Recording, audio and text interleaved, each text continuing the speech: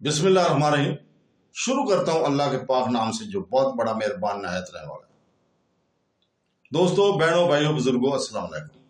الحمدللہ اللہ تعالیٰ کے فضل و کرم سے آج ہم بیان نمبر 6 کو شروع کر رہے ہیں۔ ہمارا مقصد قرآن اور سنت سے سیکھنا اور سکھانا ہے، احکام کو سمجھنا، تاریخ پر غور کرنا اور الہی رہنمائی سے مسائل کا حل تلاش کرنا ہے۔ اللہ تعالیٰ اس بیان کو مفید اور تمام دلوں کے لیے نور کا ذریعہ بنا دے۔ آج ہم بیان کریں گے کہ سورہ توبہ حقیقی توبہ کی تعریف کیسے کرتی ہے۔ تو دوستو، بہنوں، بھائیوں، بزرگوں، توبہ کو اسلام میں ایک مرکزی مقام حاصل ہے، کیونکہ یہ بندے کے گناہوں کے ارتکاب کے بعد عاجزی، ندامت اور اصلاح کی مخلصانہ عزم کے ساتھ اللہ تعالیٰ کی طرف لوٹنے کی عکاسی کرتا ہے۔ سورہ توبہ قرآن پاک کی سب سے طاقتور ابواب میں سے ایک توبہ کے بارے میں بڑے پیمانے پر بحث کرتی ہے۔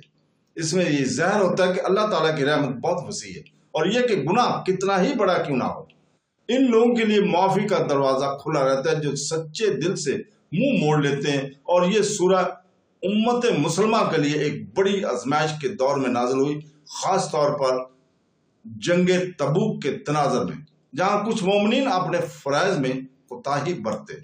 ان واقعات کے ذریعے اللہ تعالیٰ نے سچی توبہ کی خصوصیت کو ظاہر کیا، اور یہ کہ مخلص مومنوں کو منافقوں سے کیسے متاثر کرتی۔ توبہ کے بارے میں سورہ توبہ کی آیت نمبر 104 میں سب سے اہم آیات ہے، جہاں اللہ تعالیٰ فرماتا ہے، کیا وہ نہیں جانتے کہ اللہ ہی اپنے بندوں کی توبہ قبول کرتا ہے اور صدقات وصول کرتا ہے، اور اللہ تعالیٰ ہی توبہ قبول کرنے والا مہربان ہے۔ یہ آیت اس بات پر زور دیتی ہے کہ توبہ محض ندامت کا ذاتی عمل نہیں ہے، بلکہ ایک الہی تحفہ ہے۔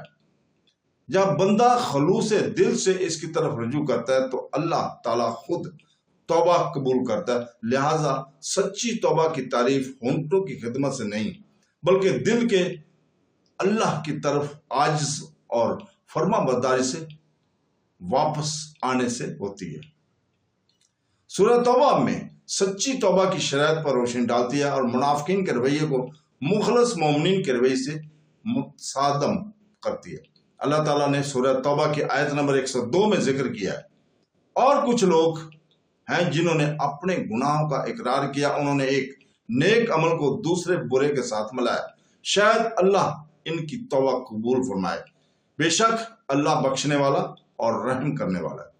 یہاں سچی توبہ کا تعلق خود ایمانداری اور اپنے گناہوں کے اعتراف سے ہے۔ منافقین کے برعکس، جنہوں نے عذر پیش کیا یا اپنی کوتاہیوں کا جواز پیش کیا، مخلص مومنین نے اپنی غلطیوں کا اعتراف کیا، انہیں نیک اعمال کے ساتھ جوڑ دیا اور اللہ تعالیٰ سے معافی کی امید کی۔ یہ سکھاتا ہے کہ توبہ کے لیے انکار یا تکبر کے بجائے عاجزی اور اپنی غلطیوں کو تسلیم کرنے کی ضرورت ہوتی ہے۔ سورہ توبہ میں سچی توبہ کی ایک گہری مثال 3 صحابہ کعب بن مالک، ہلال بن امیہ اور مرہ بن ربی کی کہانی ہے، جو بغیر کسی عذر کے جنگ تبوک میں رسول پاک صلی اللہ علیہ وسلم کے ساتھ شامل ہونے میں ناکام رہے۔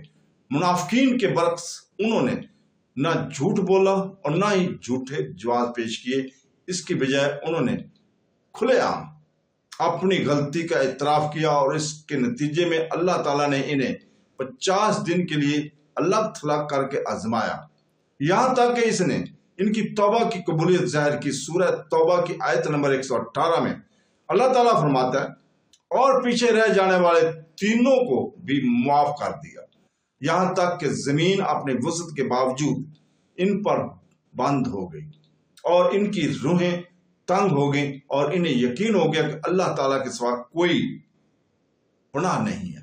پھر اللہ تعالیٰ نے ان کی طرف رجوع کیا تاکہ وہ اللہ تعالیٰ کی توبہ قبول کر سکیں، مہربان۔ یہ عبارت سچی توبہ کو اللہ تعالیٰ کی ضرورت کا گہرا احساس، گناہ کے لیے اندرونی درد، اس کے نتائج کو برداشت کرنے میں صبر اور اللہ کی رحمت پر پختہ بھروسہ کے طور پر بیان کرتی ہے۔ سورہ توبہ چھوٹی توبہ کے خلاف تنبیہ کرتی ہے۔ آیت نمبر 66 میں اللہ تعالیٰ اور اس کے رسول صلی اللہ علیہ وسلم کا مذاق اڑانے والے منافقوں نے یہ کہہ کر اپنے آپ کو عذر کرنے کی کوشش کی کہ وہ صرف مذاق کر رہے تھے۔ اللہ تعالیٰ نے سورہ توبہ کی آیت نمبر 66 میں اعلان کیا، عذر نہ کرو، تم اپنے ایمان کے بعد کفر کر چکے ہو۔ اس سے معلوم ہوتا ہے کہ توبہ باطل ہے اگر اس کے ساتھ عذر، تمسخر یا بے فائی ہو۔ اس طرح آیت نمبر 80 میں اللہ تعالیٰ نے نبی کریم صلی اللہ علیہ وسلم سے فرمایا، منافقوں میں سے معافی مانگو یا ان سے کچھ معافی نہ مانگو، اگر آپ ان کے لیے 70 بار بھی استغفار کریں گے تو اللہ انہیں کبھی معاف نہیں کرے گا۔ اس سے ظاہر ہوتا ہے کہ جو لوگ ظاہری طور پر نفاق اور کفر پر قائم رہتے ہیں ان کو معافی نہیں دی جاتی۔ چنانچہ سورہ توبہ واضح کرتی ہے کہ توبہ خلوص سے ہونی چاہیے، احتساب سے بچنے کی سطحی کوشش نہیں۔ نبی کریم صلی اللہ علیہ وسلم نے اپنے ارشادات میں سچی توبہ کی خوبیاں بھی بیان فرمائی ہیں۔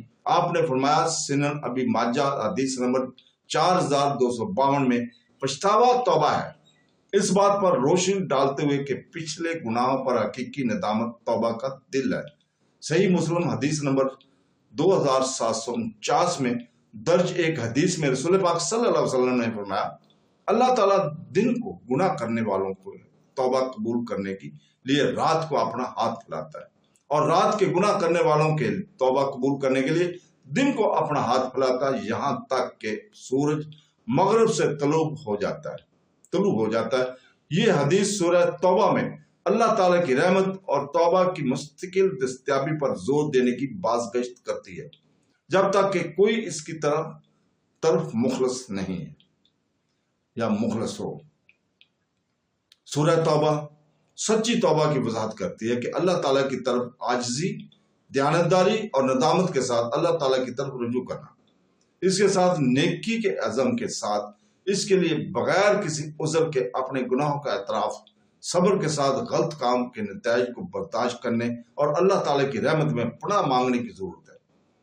تینوں صحابہ کے قصے منافقین اور سچے مومنین کے درمیان فرق اور اللہ پر بار بار توبہ قبول کرنے والا کے طور پر زور دینا، یہ سب کچھ اس بات کی عکاسی کرتا ہے کہ توبہ ایک بار کی بات نہیں بلکہ ایک تبدیلی کا عمل ہے جو ایمان کا تجدید کرنا۔ سچی توبہ دل کو پاک کرتے ہیں، اخلاص کو مضبوط کرتے ہیں اور بندے اور خالق کے درمیان بندھن کو دوبارہ قائم کرتے ہیں۔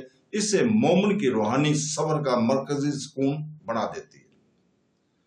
تو دوستو، بہنوں بھائیوں، ہم آج کی گفتگو کا اختتام اس عاجزانہ دعا کے ساتھ کرتے ہیں کہ اے اللہ، ہمیں سنتے رسول اور قرآن پاک پر عمل کرنے کی توفیق عطا فرما۔ اے اللہ، ہمارے دلوں کو پاک فرما، ہمارے اعمال کو قبول فرما، ہمارے گناہوں کو معاف فرما اور ہمیں اپنے شکر گزار بندوں میں شامل فرما۔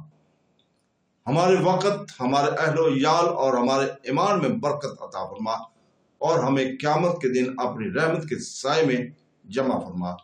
آمین ثم آمین۔ اللہ حافظ۔